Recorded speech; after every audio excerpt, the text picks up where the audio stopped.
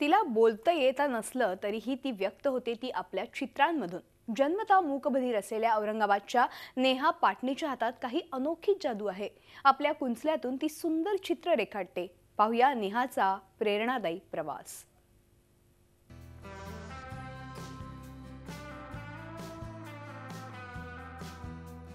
जन्मतः मूकबधीर असलेल्या नेहानं वयाच्या 6व्या वर्षापासून कुंचल्याचा आधार घेतला आणि तिनं आपल्या चित्रांनाच बोलतं केलं। मुलीचा जन्म आणि त्यातही पहिलंच मूल घरात जन्माला आलं म्हणून पाटणी कुटुंब आनंदात होतं।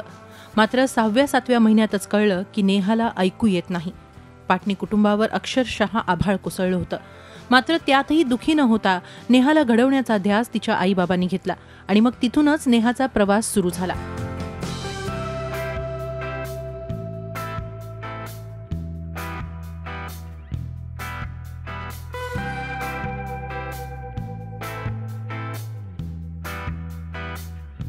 मूकबधीर असूनही सर्वसामान्य मुलांच्या शाळेतच नेहाचं शिक्षण पूर्ण झालं।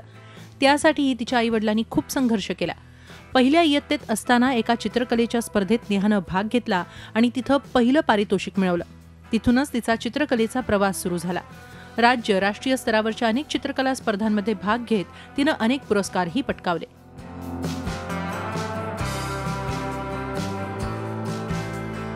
चित्रकलेसोबतच नेहा अभ्यासातही हुशार असल्यामुळे शाळेत सगळ्यांची लाडकी होती। 10वी-12वी मध्ये पहिल्या वर्गात पास होत अनेकांच्या कौतुकाला ती पात्र ठरली। नेहा आता बॅचलर ऑफ फाईन आर्ट्सच्या शेवटच्या वर्षात शिकते। आपला अभ्यास सांभाळत वयाच्या 20व्या वर्षापासूनच तिनं पाटणीज या चित्रकलेच्या क्लासचीही सुरुवात केली। निसर्गचित्र, पोर्ट्रेट, लँडस्केप अशा विविध चित्रांच्या माध्यमातून आज नेहा व्यक्त होण्याचा प्रयत्न करते।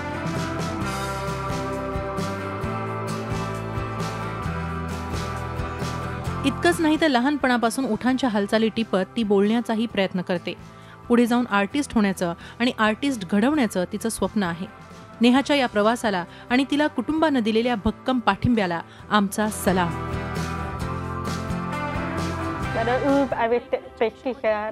मला काही वाटत नाही की देवाने तिला काहीतरी कमी दिलं आहे। कान घेतला पण तिला ही दुप्पट कलेची ताकद दिलेली आहे आणि ती आपल्याला शोधावी लागली। सगळ्याच मध्ये असते कला, पण ती आपल्याला शोधूनच काढावी लागणार।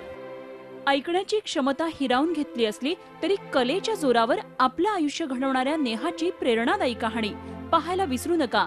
जिंदगी मिलेगी दोबारा, शनिवारी सकाळी 9:30 आणि रविवारी रात्री 8:30 वाजता फक्त झी24 तासवर। झी24 तास रहा एक पाऊल पुढे।